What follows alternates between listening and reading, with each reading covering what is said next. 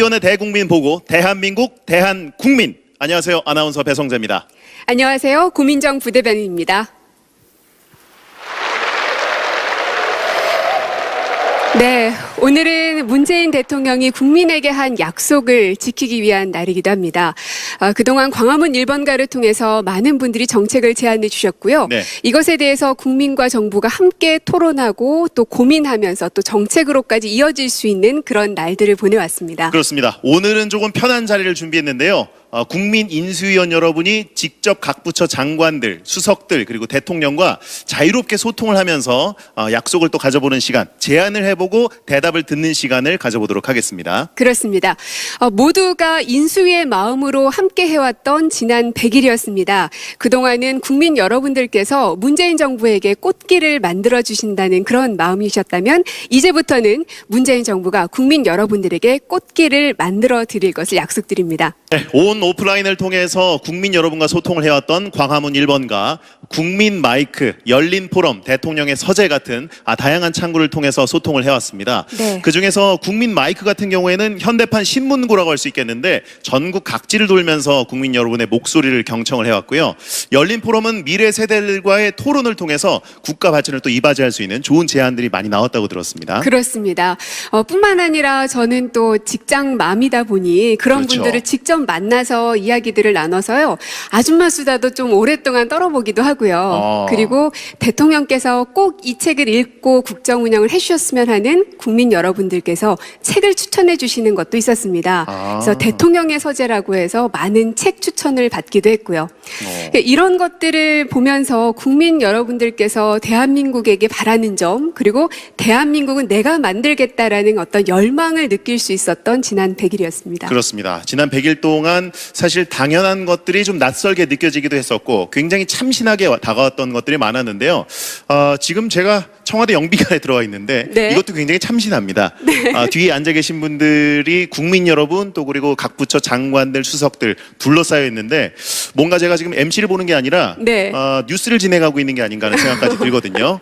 조금 어색하네요. 그중에서 누가 가장 신기하신가요? 저는 그 100일 동안 지켜봤던 분 중에 가장 안쓰러웠던 분이 임종석 비서실장이십니다. 반갑습니다. 네, 옆에 마이크가 있습니다. 네. 네. 예. 아니 사실 임종석 비서실장 같은 경우는 이제 저는 매일 보잖아요. 여민관 근처에서 참 놀랍습니다. 체력에 일단 놀라고요. 그리고 네. 매번 그렇게 한박 웃음을 띠고 계셔서 밑에서 일하는 저희들로서는 웃지 않을 수가 없게끔 만드시거든요. 그렇습니다. 예. 100일 동안 점점 나이 들어가신다는 댓글을 봤거든요. 어떻게 느끼셨나요? 경무에 좀 시달리셨나요? 뭐 아무래도 여기 일이 힘들긴 하죠. 그렇지만은 두려운 마음 또 즐거운 마음 반반으로 일하고 있습니다. 그렇군요. 그러면 그 가운데 가장 기억에 남았던 하루 언제이셨어요? 저도 사실은 5.18이 가장 기억에 남았는데 네. 그건 이미 대통령께서 얘기를 하셨더라고요. 가장 기억에 남는 날이라고. 네. 저는 좀 다른 날 하루를 말씀드리면 이번 8.15였습니다. 대통령 경축사 들으셨을 텐데 뭐 여러 가지 내용이 있지만 그 중에 이번에 대통령이 얘기하신 보훈 내용은 굉장히 오랫동안 마음에 담아오셨던 것을 네. 이번에 이제 실천에 옮긴 것이고요. 참 많은 토론이 있었는데 기본적으로는 대한민국을 되찾고 지키고 또 대한민국 정부 부름에 기꺼이 응답했던 분들에 대해서 대한민국 정부가 아픔은 치료하고 생전에 계실 때 명예롭게 지원해드리고 마지막 한 분까지 이 대한민국의 품이 따뜻했다고 느낄 수 있도록 하겠다. 그게 이제 네. 보훈을 대한민국의 정체성으로 삼고 나라다운 나라의 출발이다. 뭐 이런 대통령의 철학이 들어있는데 그날 오랫동안 다듬어온 정책이라 들으면서 감격스러웠습니다. 네. 네. 많은 독립운동가 그 후손들 또 유공자 본인들도 굉장히 감동적이었다는 얘기를 들었습니다. 훨씬 그렇습니다. 많은 부분은 사실 죄송합니다. 네. 참전 유공자들에 대한 내용이 많이 들어 있습니다. 그렇죠. 동시에 네. 한 독립유공자는 생존해 계신 분이 안타깝게도 58분밖에 안 계시고요. 이번에 이제 보훈 정책으로 인해서 혜택을 받게 되시는 참전 유공자는 약 23만 명 정도. 그래서 네. 그래서 통합 계기가 됐으면 좋겠습니다. 네, 그동안 저희가 따뜻하게 맞이했어야 할 분들을 이제서야 모셨다는 점에 있어서 저도 참 기억이 많이 남는데 또 다른 분들께도 질문을 좀 드려봐야 할 것 같은데 누가 또 궁금하신가요? 저는 강경화 장관 참 뵙고 싶었는데요. 제가 댓글을 봤는데 안경도 그렇고 백발도 그렇고 그 미소 카리스마도 그렇고 네. 문재인 대통령 여동생 아닌가라는 얘기를 들었거든요. 네. 혹시 그 댓글 보셨습니까? 네, 영광입니다. 아, 그러신가요? 네. 컵라면 드시던 모습이 화제가 돼서 네. 장관님의 어떤 건강을 염려하는 목소리도 좀 댓글로 봤습니다. 네. 평소에 혹시 몸 관리, 건강 관리 어떻게 하시는지요? 예, 일이 바쁘지만 늘 감사하고 겸손하고 또 즐거운 마음으로 일하고 있는 게 비법인 것 같고요. 네. 가끔 수영합니다. 아, 수영을. 수영. 어디서 하시나요? 예, 아니, 피해 가려고. 그 시간과 장소를 피하시려고요? 그렇죠. 비교되잖아요. 긴장감이 있네요. 알겠습니다. 네, 고맙습니다. 네. 그리고 그동안은 사실 그 100일 동안 참 많은 정책들을 내왔거든요. 그렇죠. 이분 참 고생 많이 하셨을 텐데 저명한 학자이기도 하십니다. 우리 장하성 정책실장 나와 계신데요. 안녕하세요. 네, 안녕하세요. 네, 안녕하세요. 네. 아니, 왜 저명한 학자 하면 좀 재미없고 지루하고 뭐 어떤 이런 것만 생각이 드는데 사실 아재 개그의 대명사이시거든요. 같은 말 아닌가요, 그거? 예. 네, 어떻게 생각하시는지요? 정말 교수 체면이 말이 아닙니다. 저희들이 우리 국민들 어려운 문제, 국가의 어려운 이야기 이런 것들을 회의를 자주 하는데 너무 심각하게 회의를 하는 거예요. 그래서 제가 좀 아재 개그를 좀 했는데 그게 잘 통하더라고요. 근데 대통령께서 처음에는 이분이 왜 이래? 거의 그런 표정이셨는데 요즘은 회의 시작하기 전에 제 개그를 기다리시고 있는 것 같습니다. 요즘 개그 짜시느라 또 시간을 많이 그렇군요. 할애하시겠어요. 근데 그동안 정책들이 참 많이 있고 어느 것 하나 빼놓을 것이 없겠지만 가장 심혈을 많이 기울인 정책 어떤 것을 말할 수 있을까요? 정말 많은 정책이 있었는데요. 항시 우리 국민들의 눈높이에 맞춘 정책, 그리고 국민들이 그동안 고통받아왔던 문제를 덜어내는 정책이 뭘까 하는 건데요. 가장 잠 못 이루게 했던 것이 부동산 대책입니다. 네. 며칠 전 대통령께서 이 기자회견에서 정말 이 부동산은 확실하게 하겠다. 그리고 주머니에 남아있는 정책 많다 이렇게 말씀하셨는데 요즘도 매일 대통령님 주머니 채워드리라고 잠을 이루기 어렵습니다. 바로 이런 아재 개그군요. 예. 네. 고맙습니다. 네, 감사합니다. 사실 이 안에서 아주 딱딱하고 지루한 얘기들만 할 것 같다는 그런 편견이 있잖아요. 네. 근데 그럴 때마다 저런 말 한마디 혹은 서로를 위한 따뜻한 위로 한마디가 다시금 머리를 돌아가게 하는 원동력이 또 되기도 하더라고요. 그렇죠. 또 희생정신이죠. 네. 자, 청와대에서 생방송으로 전해드리고 있는 문재인 정부 출범 100일 기념 네. 국민인수위원회 대국민 보고 대한민국 대한국민. 자, 이제 본격적으로 시작을 해보겠습니다. 네, 국민 인수위원들이 묻고 관계부처 장관 또는 수석들이 답합니다. 첫 번째 순서는 국민 인수위원회 소통위원으로 애써주신 홍서윤님의 제안을 듣도록 하겠습니다. 네. 네, 안녕하세요. 홍서윤입니다. 저는 국민소통위원으로 활동하고 또 장애인 여행가로 활동을 했었는데요. 이곳까지 휠체어를 타고 이 자리에 왔습니다. 하지만 우리나라엔 여전히 많은 장애인들이 살기 어렵고 또 활동하기 어려운 구조에 있는데요. 선진국에서는 장애가 있건 장애가 없건 또 남녀노소 누구나 편리하게 삶을 영위할 수 있도록 정책이나 행정이나 서비스나 건축이나 교통이나 모든 면에서 유니버셜 디자인 정책이 적용되고 있습니다. 우리나라에서도 장애인이 살 수 있고 또 장애인이 기준이 되고 나아가서 누구에게나 보편적으로 적용될 수 있는 유니버셜 디자인 정책을 계획하고 있으신지 궁금합니다. 네. 이 질문에 대한 답은 누구에게 않습니다. 들어야 좋을까요? 네. 자, 어떤 장관이 제가 있습니까? 우리 사회수석님께서. 청와대 사회수석입니다. 지금 질문 주신 홍서연 선생님은 휠체어를 타고 유럽 여행을 하신 걸로 압니다. 심지어 행글라이더까지 타셨습니다. 근데 제가 오늘 질문을 하신다는 얘기를 듣고 생각을 해봤습니다. 만약 우리나라에 외국인이 휠체어를 타고 서울에 오신다면 어떻게 될까?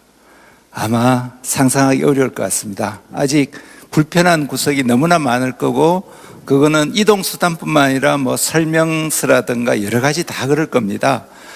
물론 우리나라도 97년부터 관련 법을 만들었습니다. 근데 아직 많이 부족합니다. 그래서 이번 정부가 공약을 했습니다. 또 국정과제도 넣었습니다. 반드시 정부가 마치기 전까지, 이 정부가 마치기 전까지는 체감할 만한 변화를 느끼실 수 있도록 준비하겠습니다. 고맙습니다. 네. 고맙습니다. 네. 사실 이게 질문에 대해서 바로바로 또 준비를 하고 나오시기가 쉽지가 않거든요. 네. 하지만 빨리 대답해 주시면 감사하겠습니다. 네. 자, 다음은 소통위원으로 애써주신 서천석 님이 제안 그리고 질문을 해주시겠습니다. 예, 저 소통위원으로 활동했던 정신건강의학과 전문의 서천석입니다. 저는 좀 오늘 약간 무거운 질문을 가지고 왔는데요. 우리나라가 아시다시피 세계에서 자살률 1위 국가이고 1년에 14,000명의 생명이 자살로 목숨을 끊고 있습니다. 이 자살하면 그 자체로도 무겁고 이 끝이라고 생각할지 모르지만 또 다른 고통의 시작인 것이 지난 10년간 70만 명의 자살 유가족이 발생했습니다. 사랑하는 사람을 자살로 목숨을 잃은 분들은 자기 삶을 제대로 이끌어가기가 정말 쉽지 않습니다. 그 죄책감과 또 주변의 시각 때문에 또 다른 굉장히 위험한 자살 예비자로 계시게 될 수밖에 없는데요. 그분들을 위해서 우리 국가라는 건 사실 가장 고통받는 사람의 곁에 있어야 되지 않겠습니까? 그래서 국가가 그분들을 위해서 어떤 대책을 갖고 있는지 궁금합니다. 네. 네.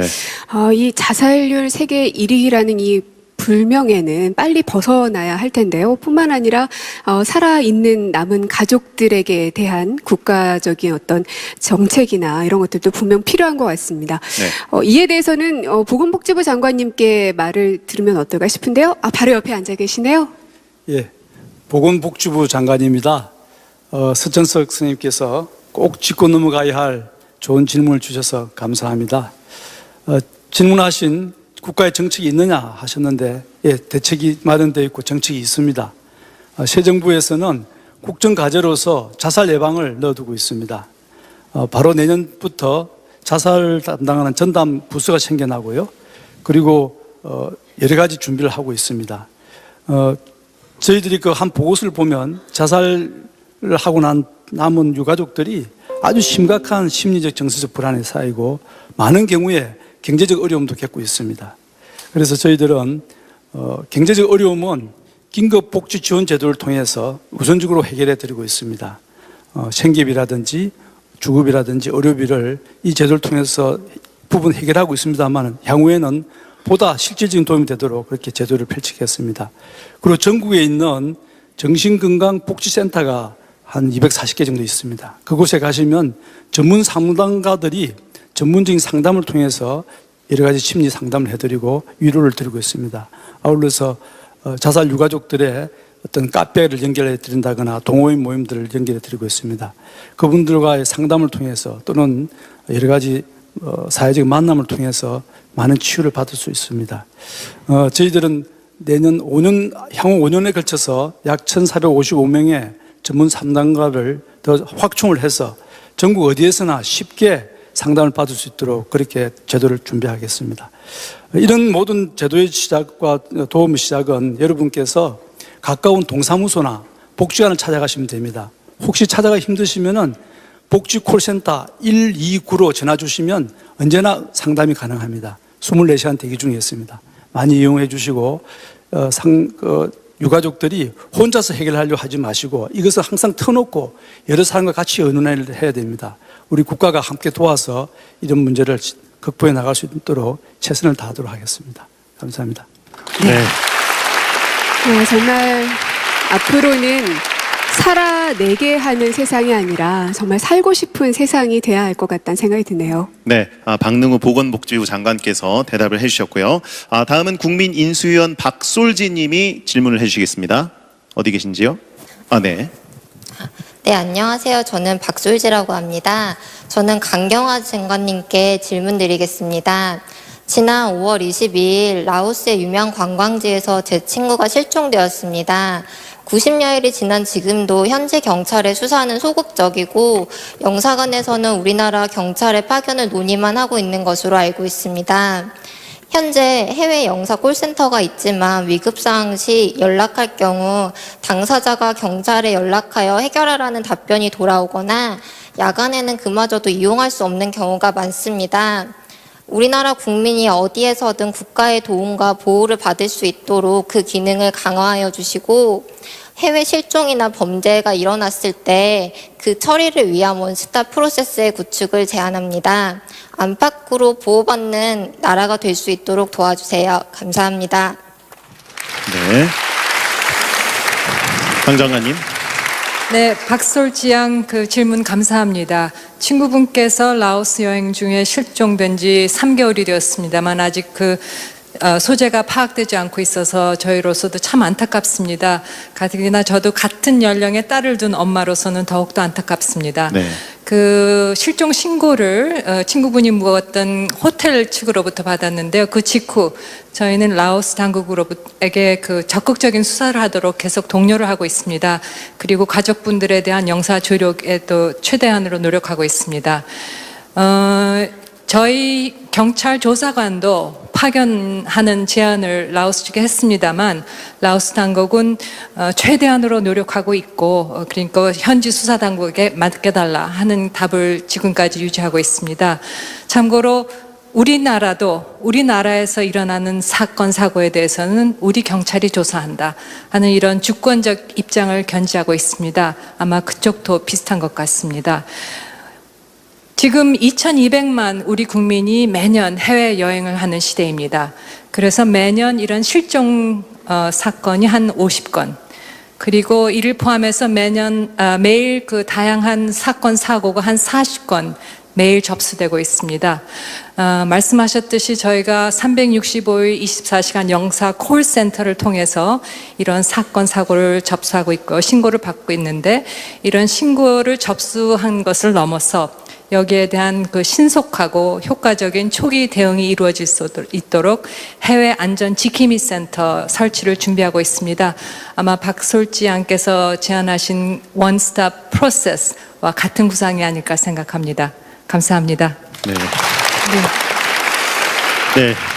이렇게 사실 해외 여행을 하거나 해외에 나가보신 분들은 무슨 일이 발생했을 때 상당히 막막하고 허탈함을 그렇죠. 느꼈던 분들이 굉장히 많거든요. 이런 일을 계기로 해서 여러 가지 발전들이 꼭 이루어지길 기대합니다. 맞습니다. 네. 대한민국 국민이 있는 곳 어디서든 언제 어디라도 늘 달려가는 그런 대한민국 정부가 될 것입니다. 네. 지금 현재 이렇게 국민들의 목소리를 직접 듣고 또 거기에 대한 답변을 해당 부처 장관들께서 직접 대답을 해주고 계시는데 배성재 씨가 이렇게 보시니까 어떠세요? 좀 답답함이 풀릴 것 같은가요?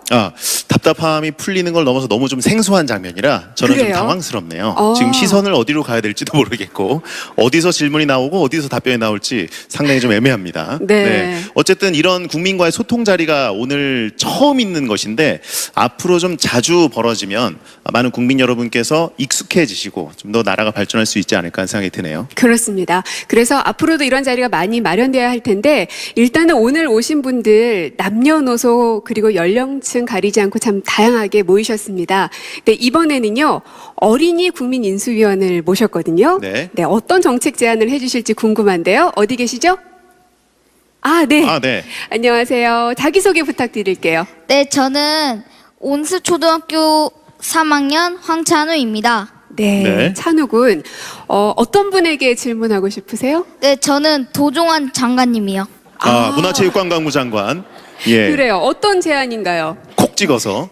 저는 역사 공부를 좋아하는 초등학교 3학년 황찬우입니다. 가끔 뉴스를 보면 건물을 지을 때 역사 유물이 발견된다는 소식을 듣습니다. 역사 유물은 역사를 공부하는데 정말 중요합니다. 한마디로 유물이냐 건물이냐. 전 유물이 중요하다고 생각합니다. 네. 역사 유물이 발견된 곳에는 건물을 짓지 못하게 해서 역사 유물을 더 역사 공부를 더 잘할 수 있게 도와주시기 바랍니다. 감사합니다. 아, 네, 감사합니다. 지금 황찬호 군이 네. 업무 지시를 내렸어요. 그러네요. 네, 문화체육관광부에서 그냥 시행하면 되겠습니다. 그 지시사항을 어떻게 받아들일지 조금만 기다리고요. 왜냐하면 이 문화예술과 관련된 것들은 제안하고 싶어하는 분들도 많고 또 분야도 그렇죠. 상당히 많습니다. 네. 그래서 오늘 이 자리에는 또 MC 메타께서 직접 자리해 주셨거든요. 네. 예. 네, 안녕하십니까. MC 메타입니다. 저도 콕 집어서 도종환 장관님께 여쭙겠습니다. 네. 저는 한국에서 힙합 음악을 하고 있는 음악인인데 이 음악으로 참 먹고 살기가 너무 힘이 듭니다. 이 사실 이제 음악 창작 환경이라는 측면에서 볼 때 많은 정부에서 노력을 그간 해왔었습니다. 하지만 여러 문제점들 중에서도 저희가 가장 고민하는 부분이 음원 수익에 관련된 이 구조와 관련된 문제점입니다. 음원 수익 구조가 대한민국에서 너무 좀 불공정한 형태로 되어 있어서 여러 부분에서 음악인들이 거기에 대한 많은 어떤 제기를 했었지만 문제점에 대한 생각들을 여전히 음악을 하는 입장에서 갈 길이 먼 것 같습니다.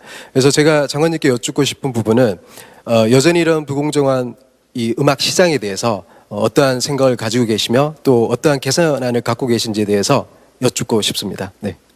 네. 두 가지 질문이 있었습니다. 네, 문체부 장관 도종환입니다. 먼저 초등학교 3학년인 찬우가 아주 좋은 질문을 해주어서 고맙습니다. 찬우가 얘기한 대로 역사 유물이 발견되면 그 중요도에 따라서 문화재로 지정할 것은 지정하고 그 주변 지역을 보존해야 할 것은 또 보존하고 그래서 세계인들이 찾는 그런 공간이 되게 하겠다는 대답을 먼저 하겠고요. 찬우가 알고 있는 것처럼 세계 유네스코 문화유산에 등재된 고인돌 고분군이랄지 또 공룡 발자국이랄지 이런 게 역사유물 아니겠습니까? 이런 곳을 사람들이 찾아오고 또 공부하고 그리고 길이길이 남길 수 있는 유산으로 그렇게 보존하겠다는 말씀을 드리겠고요. 좋은 질문 해준 초등학교 3학년 찬우에게 여러분 박수 한 번 더 보내주시면 고맙겠습니다.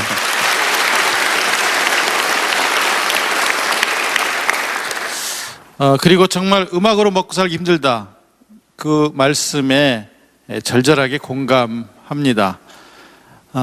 우리나라 음악이 세계인들이 듣는 음악이 되도록 그렇게 K-팝 또 한류 이런 것들을 만들어주신 분이 음악인 예술인들이십니다. 그런데 실제로 개인들은 살기 어려운 분들이 더 많지요. 지금 음악 스트리밍 상품의 경우 매출액의 60% 정도가 창작자에게 가는데요. 그중에 작사, 작곡 한 분에게는 10%, 그 60%에 다 가는 것이 아니고 그중에 10% 그리고 또 노래한 분들에게는 6% 정도밖에 안 갑니다. 회당 4.2원입니다. 그 4.2원에 10%나 6%가 가는 겁니다. 배분율 높여야겠다고 생각합니다. 그리고 할인율은 낮춰야 된다고 생각을 하고 있고요. 또 음악 저작권의 적용 범위, 공간을 좀 더 넓힐 생각입니다. 그래서 헬스클럽이라든가 체력단련장 또 50제곱미터 이상의 커피 전문점이라든가 호프집 이런 데도 최소한의 저작권이 보장될 수 있는 공간으로 확대하겠다는 말씀을 드리고요. 그리고 공연장, 음악 공연장이나 연극 공연장 이런 데 찾아가시는 분 또 책을 구입하시는 분들 100만 원 한도 내에서 30%의 소득공제 이런 것들도 지금 정부가 준비하고 있다는 말씀을 드리고요. 최소한의 기초적인 생활이 보장될 수 있도록 하기 위해서 예술노동의 특성을 인정한 고용보험 제도를 설계하고 있다는 말씀을 드리겠습니다. 이것만 갖고도 부족하지만 그래도 문재인 정부는 예술인들을 위한 최소한의 창작 안전망을 구축하기 위해서 노력하겠다는 말씀을 드리겠습니다. 고맙습니다.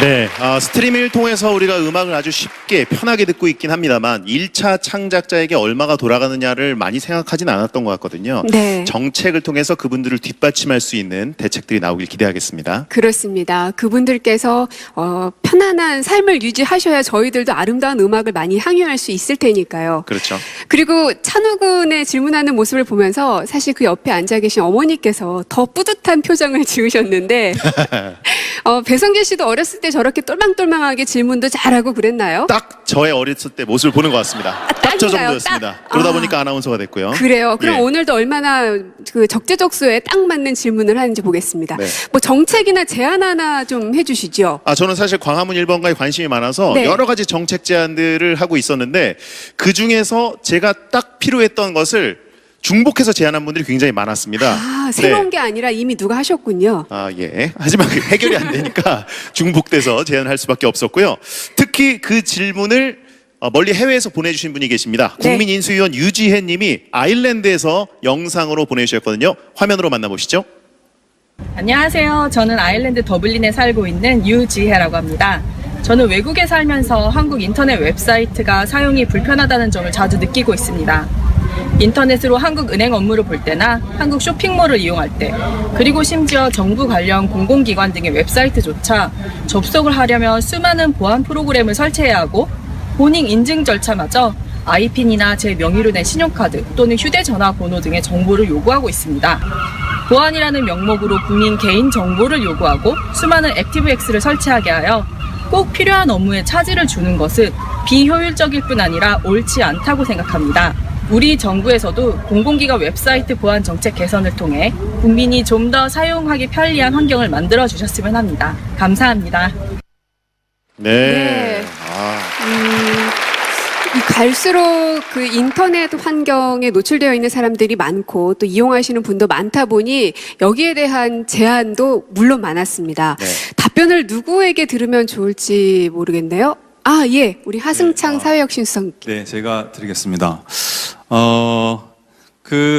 배성재 아나운서님도 불편하신 요 제안 하시려고 하셨다는 그렇습니다. 거죠? 이게 스트레스가 네. 너무 심해가지고 네. 많은 분들이 이것 때문에 건강이 안 좋아진다는 분들도 네. 있거든요. 여기 계신 많은 분들이 아마 비슷한 마음이실 거고 저도 마찬가지인데요. 네. 그러나 이 액티브엑스를 없애겠다는 이야기는 꽤 오래전부터 있었고 또 전임 정부에서도 있었습니다.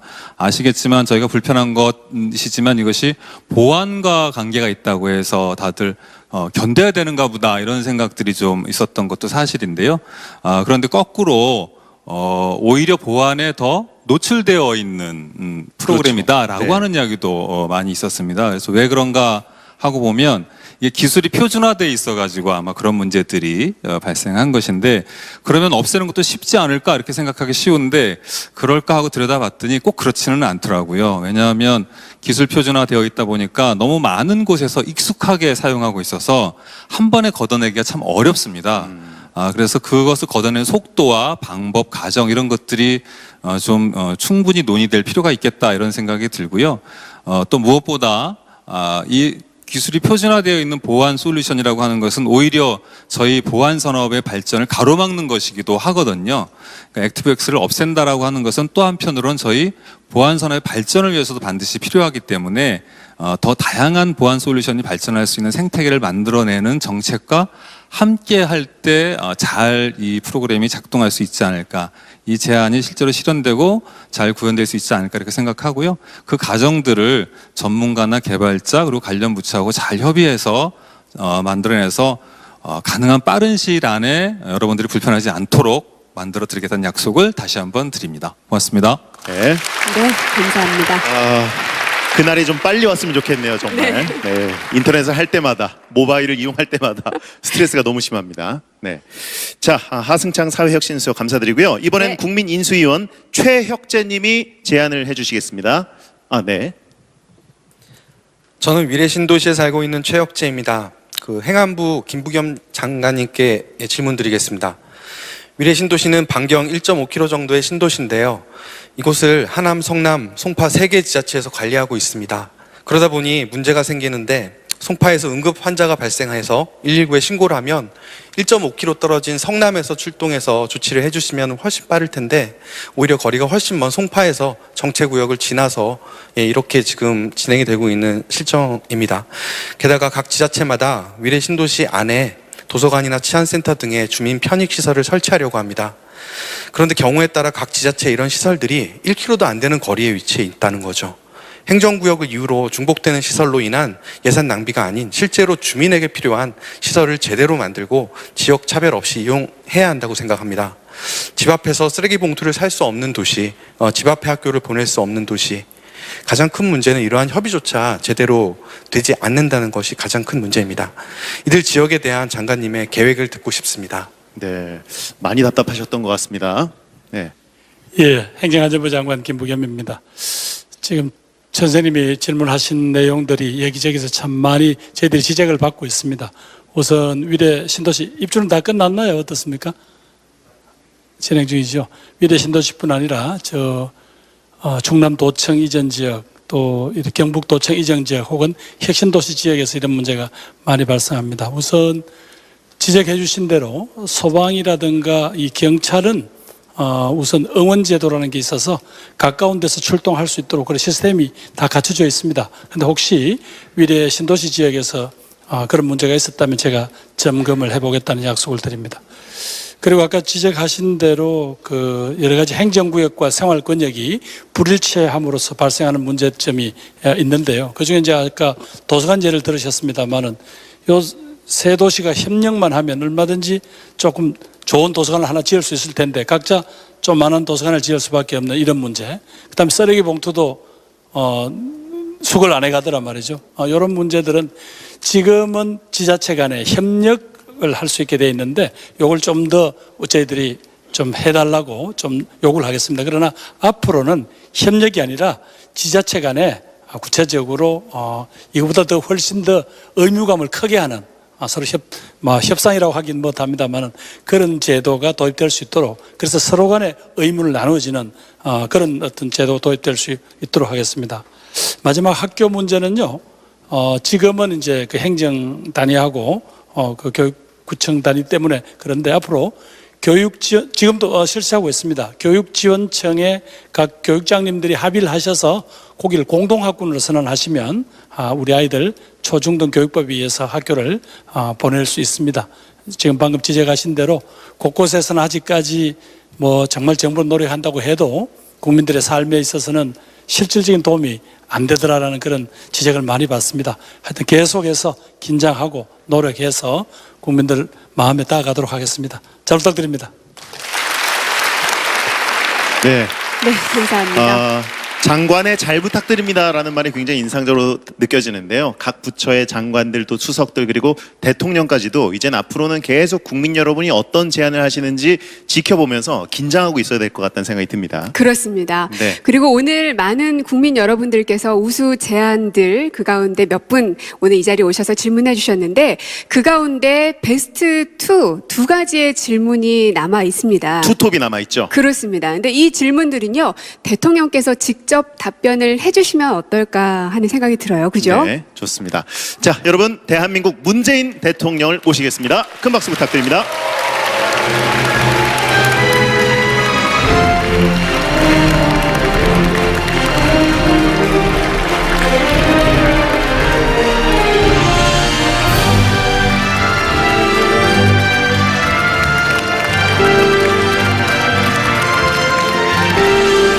네, 더욱 뜨거운 박수로 환영해 주시기 바랍니다.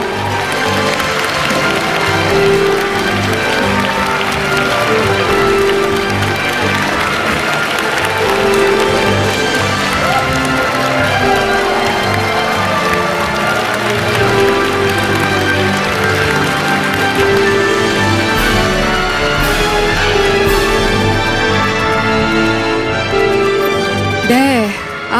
여러분 목소리 듣고 싶으시죠? 네, 국민 여러분께 인사 한 말씀 부탁드립니다. 예, 국민 여러분 정말 고맙습니다. 광화문 1번가에 정말 많은 국민들이 참여해 주셨습니다. 방문자 수가 100만 명 넘었고요. 9만 명이 국민인수위원으로 참여해서 정책 제안을 18만 건 넘게 해주셨습니다. 그렇게 국민들께서 열심히 정책 제안들을 해주셨는데 제안을 받는 것으로 그치지 않고 그 제안들이 어떻게 정책에 반영되고 있는지 보고 드리는 것이 국민들께 대한 도리라고 생각했습니다. 아마 먼저 우리 장관들 그리고 또 수석들이 보고들을 들었을 텐데 괜찮게 들으셨는지 모르겠습니다. 다시 한번 감사드립니다.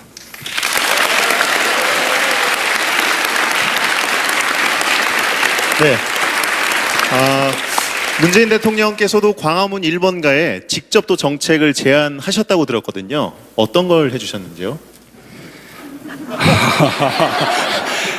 그 정책을 제안한 것은 아니고요. 지금 이 대한민국을 정말 공정한 나라로 만들어야겠다라는 것이 시대적인 과제이기 때문에 지금까지 만연해 있었던 불공정 사례들을 국민들로부터 신고받는 창구를 광화문 1번가에 마련하면 좋겠다라는 제안을 드렸습니다. 그에 따라서 광화문 1번가에서 불공정 사례를 접수하는 신고받는 특별기관을 설정을 했는데 거기도 많은 분들이 불공정 사례들을 신고를 해주셨고요. 그 신고한 사항들 가운데 바로 해결이 가능한 그런 사항들은 정부 부처에다 넘겨서 해결하도록 했고 제도 개선이나 정책에 반영해야 될 그런 부분들은 지금 정책을 만들고 있습니다. 우리 김상조 공정거래위원장이 이미 발표한 정책 속에 반영된 부분들도 있습니다. 앞으로 우리 대한민국을 공정한 나라, 정의로운 나라에 만드는 데 더 노력하겠습니다. 감사합니다. 네. 그야말로 억울한 국민이 없는 나라, 그리고 모두가 좀 웃으면서 행복할 수 있는 나라 모두 다 바라실 텐데요. 오늘 각 부처에서 오신 장관 또 수석님들께서 질문에 성심껏 답변을 잘 해주셨습니다. 그런데 그래도 대통령님께서 오늘 특별히 이 시간에 오셨으니 이 질문에 대해서만큼은 꼭 답변을 직접 해주셨으면 하는 마음이거든요. 네. 그래서 저희가 또 준비를 했죠. 그렇습니다. 그 질문들을 저희가 직접 모아봤습니다. 화면으로 만나보시죠.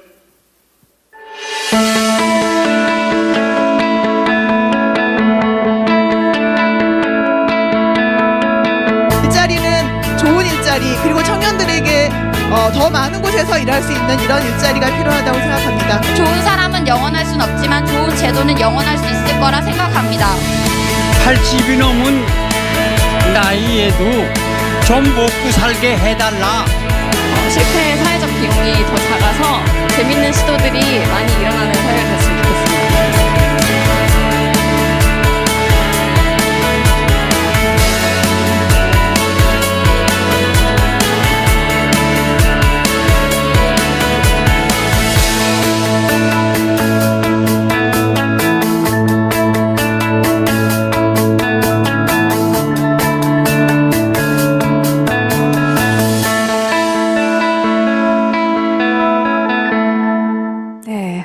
두 가지의 질문이 나왔는데요. 역시나 관심이 많습니다. 일자리에 대한 질문, 여기에 대한 대통령의 답변 듣고 싶은데요.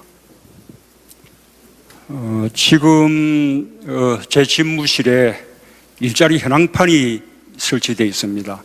매달 업그레이드가 되기 때문에 지금은 올해 7월달 현재의 일자리 상황이 나타나고 있습니다.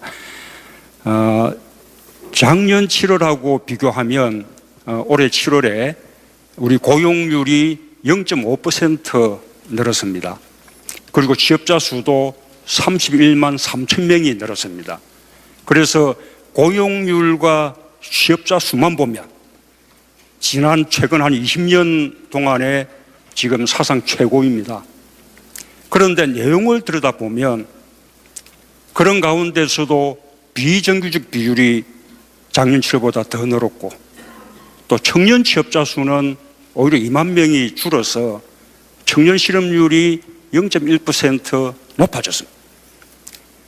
그러니 고용은 늘었지만 주로 50대 이상 비정규직 일자리가 늘었고 청년들이 취업할 만한 좋은 일자리는 늘지 않았을 뿐만 아니라 오히려 줄어들었다라는 것을 보여주는 것입니다. 그래서 좋은 일자리 많이 만들기는 우리 문재인 정부의 가장 중요한 국정 목표가 되고 있습니다. 이에 대해서 일부 반대하는 분들은 일자리 만드는데 국민 세금을 쓴다는 게 합당한 것이냐 이렇게 말씀하시는 분들이 있습니다. 그러나 좋은 일자리 만들기는 청년들에게 희망을 주는 일뿐만 아니라 세금 더 많이 내고 또 소비하는 사람들을 늘리는 길이거든요. 그것을 통해서 경제가 성장하는 거죠. 그리고 지금 심각한 저출산 고령화 문제에 대한 해법이기도 합니다. 그래서 국민 세금을 일자리 만드는 데 쓰는 것은 세금을 가장 보람 있게 사용하는 것이다 라는 말씀을 드리고 싶고요. 하나만 더 말씀드리면 국민 세금으로 공공부문 일자리를 만들면 당장은 일자리가 늘겠지만 두고두고 세금의 부담이 느는 거 아니냐 이렇게 또 반대하는 분들도 있습니다. 그런데 우리 인구 추세를 보면 지금 청년 취업층 인구가 지금이 가장 많은 시기입니다. 왜냐하면 6.25 전쟁 이후에 베이비 부머 세대들의 자식 세대가 지금 청년 취업 연령층에 지금 와 있거든요. 근데 이 추세가 2022년까지는 계속되지만 그 다음부터는 5년마다 100만 명이 줄어들 정도로 급속도로 줄어듭니다. 게다가 베이비 부머 세대들이 모두 다 직장에서 은퇴를 하게 되지요. 그럼 그 이후에는 청년 일자리가 걱정이 아니라 오히려 노동력 확보가 걱정인 그런 사회로 변하는 것입니다. 우리가 일본의 그 인구 분포 변화를 우리가 몇 년 늦게 뒤따르고 있는데 일본이 근래 몇 년 동안 우리보다 오히려 청년 일자리가 더 심각했다가 올해에는 완전히 역전돼서 오히려 사상 유례없는 청년 취업 호황을 누리고 있거든요. 그래서 좋은 일자리 만드는 거 몇 년만 특단의 대책을 강구하면 그 뒤에는 더 많은 예산 부담을 하지 않아도 충분하다라는 말씀을 드리고 싶습니다. 네. 문재인 대통령이 그동안 취임 이후에 가장 많이 언급한 단어가 일자리였다고 들었는데 국민 제안이 그만큼 또 많았기 때문이기도 하고 또 두 번째로 왔던 제안은 아이 낳고 싶은 나라를 만들어 주십사 하는 제안이었습니다. 제가 제 아들, 딸이 전부 아이가 하나씩 있는데요. 이제 어느 정도 자랐기 때문에 제가 한 명 더 낳지 그러냐 이러면 둘 다 엄두가 안 난다는 겁니다. 뭐 아예 아이 하나 갖는 것도 엄두가 안 난다라는 분들이 많죠. 이제 지금처럼 이렇게 아이를 낳지 않으면 앞으로 대한민국이 어떻게 되겠습니까? 벌써 올해부터 생산 가능 인구가 줄어들기 시작했거든요. 몇 년 지나면 대한민국 총 인구가 줄어듭니다. 정말 아이를 낳을 수 있는 그런 나라, 또 아이를 낳고 싶은 나라 만들어야 되는데 아마 많은 대책들을 이미 앞에서 장관님들이나 수석들이 말씀을 하셨을 것으로 믿고 제가 이제 하나만 더 말씀드리면 역시 근본적인 해법은 지금 아이를 기르는 것이 엄마의 부담으로만 되어 있는데 엄마와 아빠가 함께 아이를 기를 수 있는 나라를 만드는 것이 가장 시급하다고 생각합니다.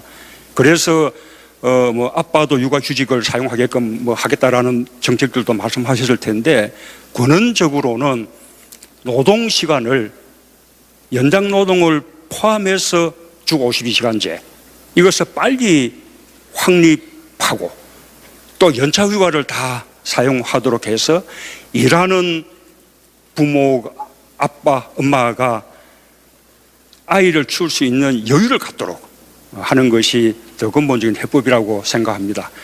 반드시 그렇게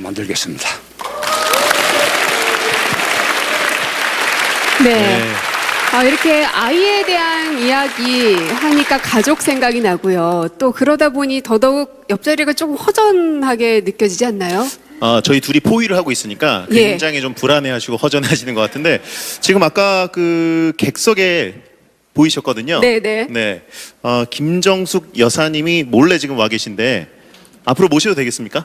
그래 볼까요? 네. 여러분 큰 박수로 앞으로 모시겠습니다. 네.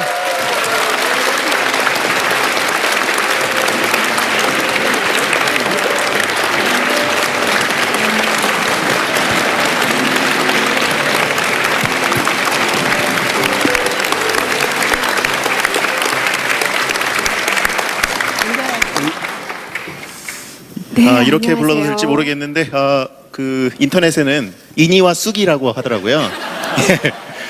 참 두 분이 같이 계시니까 보기 좋습니다. 취임 100일을 맞은 기분이 어떠신지 궁금합니다. 글쎄요, 벌써 100일이 됐다고 그러네요. 저는 몇 년 지난 것 같아요. 근데 하여튼 애써주신 청와대 직원 여러분들하고 국민 여러분께 정말로 감사의 마음을 전하고 싶습니다. 네, 고맙습니다. 네. 사실 여사님 하면 유쾌하고 친절한 정숙 씨 이런 단어 참 많이 떠올리시죠. 그래서 저희가 그동안 100일간의 모습들을 키워드로 한번 모아봤습니다. 네. 자, 그러면 첫 번째 키워드는 어떤 거죠? 함께입니다. 네, 어떤 자. 모습이 나올까요? 함께 저희가 사진을 좀 준비를 해봤는데 예. 수해복구 현장에서 김정숙 여사가 굉장히 뭐 잘 어울리시네요 일단. 네. 어떤 중대장처럼 보이기도 하고요. 네, 부대장처럼 보이기도 하는 모습입니다. 그날 좀 힘들진 않으셨어요? 아니요, 그날 하여튼 갑작스럽게 수해가 크게 났기 때문에 한번 가봐야 되겠다라고 생각을 했는데 그 중에 이장님께서 특별히 이 동에 그러니까 국민들이죠. 그분들의 이제 가재 도구를 먼저 살피시느라고 며칠 동안 자신의 집은 내팽개쳐 두고 하셨다는 이야기를 듣고 그게 지도자의 모습이고 그렇게 해야 될 것 같아서 이제 갔는데요. 네. 정말 너무 처참하고 너무나도 수해에 상처가 깊어서 안 할 수가 없었어요. 그것은 피할 네. 수도 없었고, 예, 손이 정말 1000개가 있었으면은 1000개 가지고도 다 해야 될 그런 상황이었습니다. 네. 사실은 그때 손이 많이 아프셔서 결국 나중에는 이렇게 끈으로 묶어가면서까지 이제 봉사를 하시면서 또 많은 분들께서 또 감동을 하기도 하셨었죠. 네, 저는 김정숙 여사님의 어떤 그 뉴스들을 보면은 키워드가 이게 있더라고요. 김정숙 띄고 뒤늦게 하면은 나오는 뉴스들이 상당히 많았습니다. 여러분도 한 번씩 꼭 보시면 좋겠습니다. 네, 어리둥절하시는 분들이 많네요. 네, 그게 뭘까요? 네, 저만 알고 있었네요. 예, 알겠습니다. 뒤늦게 알려진 뉴스들, 뒤늦게 화제가 된 뉴스들이 상당히 많이 있었습니다. 네. 그만큼 많은 분들의 마음과 또 삶을 어루만져 주고 싶은 그런 마음이셨지 않을까 싶은 생각이 드는데요. 네. 예. 자, 그러면은, 정말 작은 부분들까지 챙기시는 그런 모습들을 여사님을 통해서 우리가 많이 보고 있습니다. 근데 그거 참 궁금해요. 이제 부부이시니까요. 요것만큼은 꼭 하라고 늘 잔소리를 하거나 이런 쓴소리 이런 건 없으셨나요? 그런 부분이 사실 궁금하죠. 예, 제가 항상 그러죠. 초심을 잃지 말라고요. 요번에 100일 끝나고 난 다음에 조금 국민들의 평가가 좋아서 조금 느슨해지지 않을까 그런 생각을 해서요.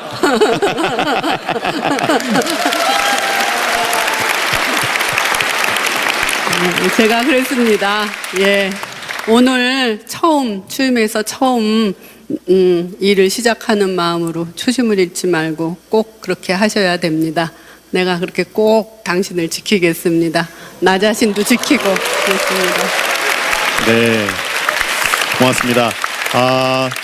오늘 청와대 영빈관에서 이렇게 생방송으로 대통령 내외분 또 그리고 각 부처 장관들 수석들과 소통하는 시간을 마련했는데 이런 자리들이 앞으로 좀 많이 펼쳐지면 좋지 않을까 하는 생각이 듭니다. 지금 전국의 모든 방송사를 통해서 생중계가 됐는데요.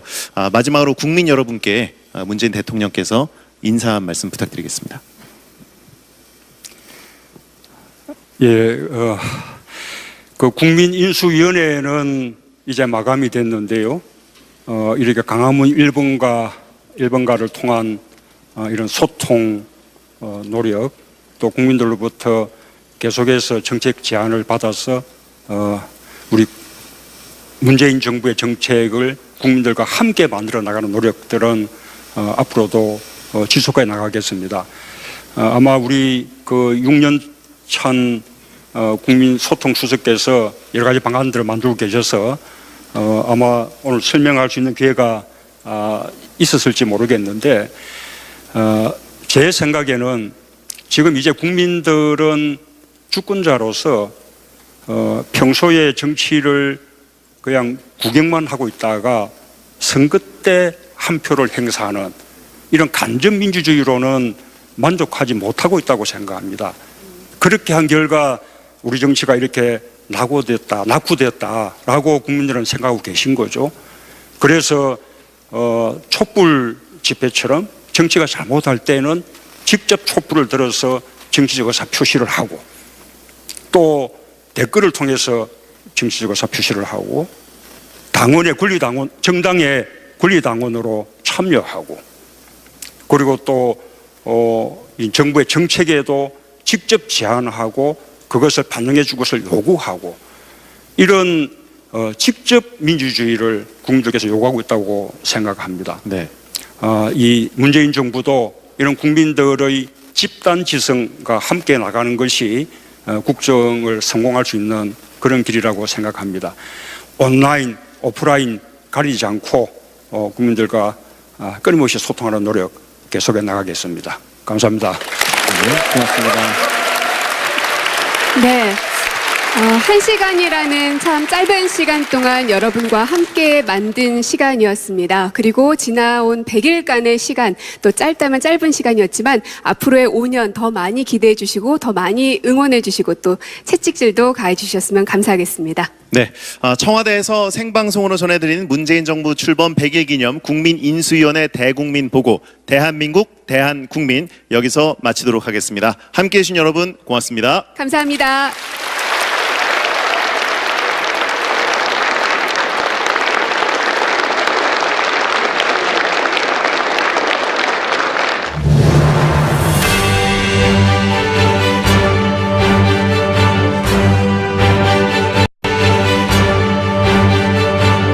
수위원회 대국민 보고 대한민국, 대한국민. 안녕하세요. 아나운서 배성재입니다. 안녕하세요. 고민정 부대변인입니다. 네, 오늘은 문재인 대통령이 국민에게 한 약속을 지키기 위한 날이기도 합니다. 그동안 광화문 1번가를 통해서 많은 분들이 정책을 제안해 주셨고요. 네. 이것에 대해서 국민과 정부가 함께 토론하고 또 고민하면서 또 정책으로까지 이어질 수 있는 그런 날들을 보내왔습니다. 그렇습니다. 오늘은 조금 편한 자리를 준비했는데요. 국민인수위원 여러분이 직접 각 부처 장관들, 수석들 그리고 대통령과 자유롭게 소통을 하면서 약속을 또 가져보는 시간, 제안을 해보고 대답을 듣는 시간을 가져보도록 하겠습니다. 그렇습니다. 모두가 인수위의 마음으로 함께 해왔던 지난 100일이었습니다. 그동안은 국민 여러분들께서 문재인 정부에게 꽃길을 만들어주신다는 그런 마음이셨다면 이제부터는 문재인 정부가 국민 여러분들에게 꽃길을 만들어 드릴 것을 약속드립니다. 네, 온 오프라인을 통해서 국민 여러분과 소통을 해왔던 광화문 1번가, 국민 마이크, 열린 포럼, 대통령의 서재 같은 다양한 창구를 통해서 소통을 해왔습니다. 네. 그중에서 국민 마이크 같은 경우에는 현대판 신문고라고 할 수 있겠는데 전국 각지를 돌면서 국민 여러분의 목소리를 경청을 해왔고요. 열린 포럼은 미래 세대들과의 토론을 통해서 국가 발전을 또 이바지할 수 있는 좋은 제안들이 많이 나왔다고 들었습니다. 그렇습니다. 뿐만 아니라 저는 또 직장맘이다 보니 그런 그렇죠. 분들을 직접 만나서 보면서 이야기들을 나눠서요. 아줌마 수다도 좀 오랫동안 떨어보기도 하고요. 그리고 대통령께서 꼭 이 책을 읽고 국정 운영을 해주셨으면 하는 국민 여러분들께서 책을 추천해 주시는 것도 있었습니다. 그래서 대통령의 서재라고 해서 많은 책 추천을 받기도 했고요. 이런 것들을 보면서 국민 여러분들께서 대한민국에게 바라는 점, 그리고 대한민국은 내가 만들겠다라는 어떤 열망을 느낄 수 있었던 지난 100일이었습니다. 그렇습니다. 지난 100일 동안 사실 당연한 것들이 좀 낯설게 느껴지기도 했었고 굉장히 참신하게 다가왔던 것들이 많았는데요. 지금 제가 청와대 영비관에 들어와 있는데 네. 이것도 굉장히 참신합니다. 뒤에 앉아 계신 분들이 국민 여러분 또 그리고 각 부처 장관들 수석들 둘러싸여 있는데 뭔가 제가 지금 MC를 보는 게 아니라 네. 뉴스를 진행하고 있는 게 아닌가 하는 생각까지 들거든요. 조금 어색하네요. 그 중에서 누가 가장 신기하신가요? 저는 그 100일 동안 지켜봤던 분 중에 가장 안쓰러웠던 분이 임종석 비서실장이십니다. 반갑습니다. 네, 옆에 마이크가 있습니다. 네. 예. 아니 사실 임종석 비서실장 같은 경우는 이제 저는 매일 보잖아요. 여민관 근처에서 참 놀랍습니다. 체력에 일단 놀라고요. 그리고 매번 그렇게 한박 웃음을 띠고 계셔서 밑에서 일하는 저희들로서는 웃지 않을 수가 없게끔 만드시거든요. 그렇습니다. 100일 동안 점점 나이 들어가신다는 댓글을 봤거든요. 어떻게 느끼셨나요? 경무에 좀 시달리셨나요? 뭐 아무래도 여기 일이 힘들긴 하죠. 그렇지만은 두려운 마음 또 즐거운 마음 반반으로 일하고 있습니다. 그러면 그 가운데 가장 기억에 남았던 하루 언제이셨어요? 저도 사실은 5.18이 가장 기억에 남았는데 그건 이미 대통령께서 얘기를 하셨더라고요. 가장 기억에 남는 날이라고. 저는 좀 다른 날 하루를 말씀드리면 이번 8.15 였습니다. 대통령 경축사 소통위원으로 애써주신 서천석 님이 제안 그리고 질문을 해주시겠습니다. 예, 저 소통위원으로 활동했던 정신건강의학과 전문의 서천석입니다.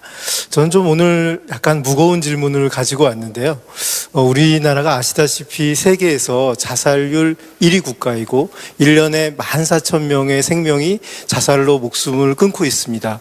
이 자살하면 그 자체로도 무겁고 이 끝이라고 생각할지 모르지만 또 다른 고통의 시작인 것이 지난 10년간 70만 명의 자살 유가족이 발생했습니다.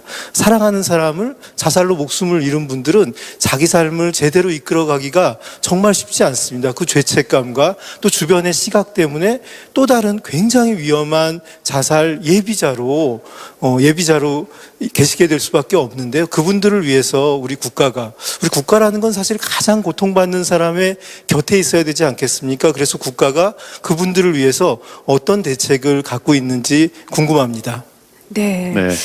이 자살률 세계 1위라는 이 불명예는 빨리 벗어나야 할 텐데요. 뿐만 아니라 살아있는 남은 가족들에게 대한 국가적인 어떤 정책이나 이런 것들도 분명 필요한 것 같습니다.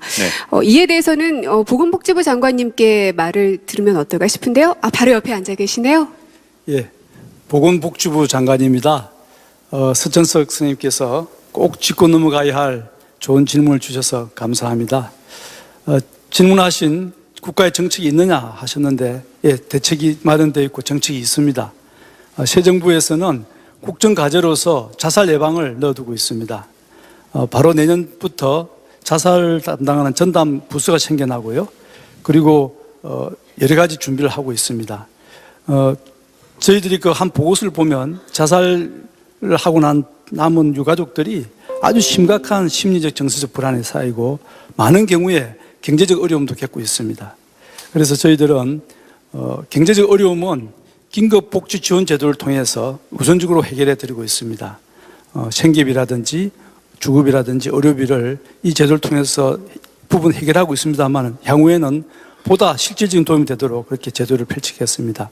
그리고 전국에 있는 정신건강복지센터가 한 240개 정도 있습니다. 그곳에 가시면 전문 상담가들이 전문적인 상담을 통해서 여러 가지 심리 상담을 해드리고 위로를 드리고 있습니다. 아울러서 자살 유가족들의 어떤 카페를 연결해 드린다거나 동호인 모임들을 연결해 드리고 있습니다. 그분들과의 상담을 통해서 또는 여러 가지 사회적 만남을 통해서 많은 치유를 받을 수 있습니다. 저희들은 향후 5년에 걸쳐서 약 1,455명의 전문 상담가를 더 확충을 해서 전국 어디에서나 쉽게 상담을 받을 수 있도록 그렇게 제도를 준비하겠습니다. 이런 모든 제도의 시작과 도움의 시작은 여러분께서 가까운 동사무소나 복지관을 찾아가시면 됩니다. 혹시 찾아가 힘드시면은 복지 콜센터 129로 전화 주시면 언제나 상담이 가능합니다. 24시간 대기 중에 있습니다. 많이 이용해 주시고 유가족들이 혼자서 해결하려고 하지 마시고 이것을 항상 터놓고 여러 사람과 같이 의논을 해야 됩니다. 우리 국가가 함께 도와서 이런 문제를 극복해 나갈 수 있도록 최선을 다하도록 하겠습니다. 감사합니다. 네. 정말 들으셨을 텐데 뭐 여러 가지 내용이 있지만 그 중에 이번에 대통령이 얘기하신 보훈 내용은 굉장히 오랫동안 마음에 담아 오셨던 것을 이번에 이제 실천에 옮긴 것이고요. 참 많은 토론이 있었는데 기본적으로는 대한민국을 되찾고 지키고 또 대한민국 정부 부름에 기꺼이 응답했던 분들에 대해서 대한민국 정부가 아프면 치료하고 생전에 계실 때 명예롭게 지원해드리고 마지막 한 분까지 대한민국의 품이 따뜻했다고 느낄 수 있도록 하겠다. 그게 이제 보훈을 대한민국의 정체성으로 삼고 나라다운 나라의 출발이다. 뭐 이런 대통령의 철학이 들어있는데 그날 오랫동안 다듬어온 정책이라 들으면서 감격스러웠습니다. 많은 독립운동가 그 후손들 또 유공자 본인들도 굉장히 감동적이었다는 얘기를 들었습니다. 훨씬 많은 부분은 사실 죄송합니다. 참전 유공자들에 대한 내용이 많이 들어있습니다. 그렇죠. 동시에. 독립유공자는 생존해 계신 분이 안타깝게도 58분밖에 안 계시고요. 이번에 이제 보훈 정책으로 인해서 혜택을 받게 되시는 참전 유공자는 약 23만 명 정도. 그래서 통합 계기가 됐으면 좋겠습니다. 네, 그동안 저희가 따뜻하게 맞이했어야 할 분들을 이제서야 모셨다는 점에 있어서 저도 참 기억이 많이 남는데 또 다른 분들께도 질문을 좀 드려봐야 할 것 같은데 누가 또 궁금하신가요? 저는 강경화 장관 참 뵙고 싶었는데요. 제가 댓글을 봤는데 안경도 그렇고 백발도 그렇고 그 미소 카리스마도 그렇고 문재인 대통령 여동생 아닌가라는 얘기를 들었거든요. 혹시 그 댓글 보셨습니까? 네, 영광입니다. 그러신가요? 네. 컵라면 드시던 모습이 화제가 돼서 장관님의 어떤 건강을 염려하는 목소리도 좀 댓글로 봤습니다. 평소에 혹시 몸 관리, 건강 관리 어떻게 하시는지요? 예, 일이 바쁘지만 늘 감사하고 겸손하고 또 즐거운 마음으로 일하고 있는 게 비법인 것 같고요. 가끔 수영합니다. 수영을. 수영. 어디서 하시나요? 예. 아니, 피해 가려고. 그 시간과 장소를 피하시려고요? 그렇죠. 비교되잖아요. 긴장감이 있네요. 알겠습니다. 네, 고맙습니다. 네, 그리고 그동안은 사실 그 100일 동안 참 많은 정책들을 내왔거든요. 그렇죠. 이분 참 고생 많이 하셨을 텐데 저명한 학자이기도 하십니다. 우리 장하성 정책실장 나와 계신데요. 안녕하세요. 네, 안녕하세요. 네, 안녕하세요. 네. 아니, 왜 저명한 학자 하면 좀 재미없고 지루하고 뭐 어떤 이런 것만 생각이 드는데 사실 아재 개그의 대명사이시거든요. 같은 말 아닌가요, 그거? 네. 어떻게 생각하시는지요? 정말 교수 체면이 말이 아닙니다. 저희들이 우리 국민들 어려운 문제, 국가의 어려운 이야기 이런 것들을 회의를 자주 하는데 너무 심각하게 회의를 하는 거예요. 그래서 제가 좀 아재 개그를 좀 했는데 그게 잘 통하더라고요. 근데 대통령께서 처음에는 이분이 왜 이래? 거의 그런 표정이셨는데 요즘은 회의 시작하기 전에 제 개그를 기다리시고 있는 것 같습니다. 요즘 개그 짜시느라 또 시간을 많이 할애하시겠어요. 근데 그동안 정책들이 참 많이 있고 어느 것 하나 앞으로는 살아내게 하는 세상이 아니라 정말 살고 싶은 세상이 돼야 할 것 같다는 생각이 드네요. 네, 박능우 보건복지부 장관께서 대답을 해주셨고요. 다음은 국민인수위원 박솔지 님이 질문을 해주시겠습니다. 어디 계신지요? 네. 네, 안녕하세요. 저는 박솔지라고 합니다. 저는 강경화 장관님께 질문 드리겠습니다. 지난 5월 22일 라오스의 유명 관광지에서 제 친구가 실종되었습니다. 90여일이 지난 지금도 현재 경찰의 수사는 소극적이고 영사관에서는 우리나라 경찰의 파견을 논의만 하고 있는 것으로 알고 있습니다. 현재 해외 영사 콜센터가 있지만 위급사항 시 연락할 경우 당사자가 경찰에 연락하여 해결하라는 답변이 돌아오거나 야간에는 그마저도 이용할 수 없는 경우가 많습니다. 우리나라 국민이 어디에서든 국가의 도움과 보호를 받을 수 있도록 그 기능을 강화하여 주시고 해외 실종이나 범죄가 일어났을 때 그 처리를 위한 원스톱 프로세스의 구축을 제안합니다. 안팎으로 보호받는 나라가 될 수 있도록 도와주세요. 감사합니다. 네. 강 장관님. 네, 박솔지양 그 질문 감사합니다. 친구분께서 라오스 여행 중에 실종된 지 3개월이 되었습니다만 아직 그 소재가 파악되지 않고 있어서 저희로서도 참 안타깝습니다. 가뜩이나 저도 같은 연령의 딸을 둔 엄마로서는 더욱더 안타깝습니다. 네. 그 실종 신고를 친구분이 묵었던 호텔 측으로부터 받았는데요. 그 직후 저희는 라오스 당국으로부터에게 그 적극적인 수사를 하도록 계속 독려를 하고 있습니다. 그리고 가족분들에 대한 영사 조력에도 최대한으로 노력하고 있습니다. 저희 경찰 조사관도 파견하는 제안을 라오스 측에 했습니다만 라오스 당국은 최대한으로 노력하고 있고 그러니까 현지 수사 당국에 맡겨달라 하는 답을 지금까지 유지하고 있습니다. 참고로 우리나라에서 일어나는 사건 사고에 대해서는 우리 경찰이 조사한다 하는 이런 주권적 입장을 견지하고 있습니다. 아마 그쪽도 비슷한 것 같습니다. 지금 2200만 우리 국민이 매년 해외여행을 하는 시대입니다. 그래서 매년 이런 실종 사건이 한 50건 그리고 이를 포함해서 매일 그 다양한 사건 사고가 한 40건 매일 접수되고 있습니다. 말씀하셨듯이 저희가 365일 24시간 영사 콜센터를 통해서 이런 사건 사고를 접수하고 있고 신고를 받고 있는데 이런 신고를 접수한 것을 넘어서 여기에 대한 그 신속하고 효과적인 초기 대응이 이루어질 수 있도록 해외 안전 지킴이 센터 설치를 준비하고 있습니다. 아마 박솔지 양께서 제안하신 원스톱 프로세스와 같은 구상이 아닐까 생각합니다. 감사합니다. 네. 네.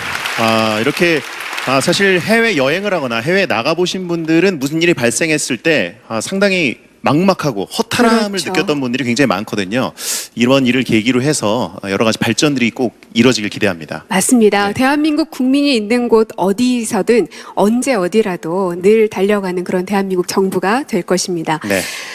지금 현재 이렇게 국민들의 목소리를 직접 듣고 또 거기에 대한 답변을 해당 부처 빼놓을 것이 없겠지만 가장 심혈을 많이 기울인 정책 어떤 것을 말할 수 있을까요? 정말 많은 정책이 있었는데요. 항시 우리 국민들의 눈높이에 맞춘 정책, 그리고 국민들이 그동안 고통받아왔던 문제를 덜어내는 정책이 뭘까 하는 건데요. 가장 잠 못 이루게 했던 것이 부동산 대책입니다. 네. 며칠 전 대통령께서 이 기자회견에서 정말 이 부동산은 확실하게 하겠다. 그리고 주머니에 남아있는 정책 많다 이렇게 말씀하셨는데 요즘도 매일 대통령님 주머니 채워드리라고 잠을 이루기 어렵습니다. 바로 이런 아재 개그군요. 예. 네. 고맙습니다. 네, 감사합니다. 사실 이 안에서 아주 딱딱하고 지루한 얘기들만 할 것 같다는 그런 편견이 있잖아요. 네. 근데 그럴 때마다 저런 말 한마디 혹은 서로를 위한 따뜻한 위로 한마디가 다시금 머리를 돌아가게 하는 원동력이 또 되기도 하더라고요. 그렇죠. 또 희생정신이죠.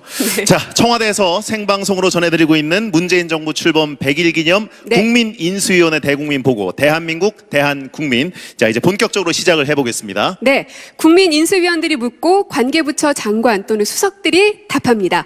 첫 번째 순서는 국민인수위원회 소통위원으로 애써주신 홍서윤님의 제안을 듣도록 하겠습니다. 네. 네, 안녕하세요. 홍세윤입니다. 저는 국민소통위원으로 활동하고 또 장애인 여행가로 활동을 했었는데요. 이곳까지 휠체어를 타고 이 자리에 왔습니다. 하지만 우리나라엔 여전히 많은 장애인들이 살기 어렵고 또 활동하기 어려운 구조에 있는데요. 선진국에서는 장애가 있건 장애가 없건 또 남녀노소 누구나 편리하게 삶을 영위할 수 있도록 정책이나 행정이나 서비스나 건축이나 교통이나 모든 면에서 유니버셜 디자인 정책이 적용되고 있습니다. 우리나라에서도 장애인이 살 수 있고 또 장애인이 기준이 되고 나아가서 누구에게나 보편적으로 적용될 수 있는 유니버셜 디자인 정책을 계획하고 있으신지 궁금합니다. 네. 이 질문에 대한 답은 누구에게 들어야 좋을까요? 네. 자, 어떤 장관님? 제가 우리 사회수석님께서. 청와대 사회수석입니다. 지금 질문 주신 홍선 선생님은 휠체어를 타고 유럽 여행을 하신 걸로 압니다. 심지어 행글라이더까지 타셨습니다. 근데 제가 오늘 질문을 하신다는 얘기를 듣고 생각을 해봤습니다. 만약 우리나라에 외국인이 휠체어를 타고 서울에 오신다면 어떻게 될까? 아마 상상하기 어려울 것 같습니다. 아직 불편한 구석이 너무나 많을 거고, 그거는 이동수단뿐만 아니라 뭐 설명서라든가 여러 가지 다 그럴 겁니다. 물론 우리나라도 97년부터 관련 법을 만들었습니다. 근데 아직 많이 부족합니다. 그래서 이번 정부가 공약을 했습니다. 또 국정과제도 넣었습니다. 반드시 정부가 마치기 전까지, 이 정부가 마치기 전까지는 체감할 만한 변화를 느끼실 수 있도록 준비하겠습니다. 고맙습니다. 네. 고맙습니다. 네. 사실 이게 질문에 대해서 바로바로 또 준비를 하고 나오시기가 쉽지가 않거든요. 네. 하지만 빨리 대답해 주시면 감사하겠습니다. 네. 자, 다음은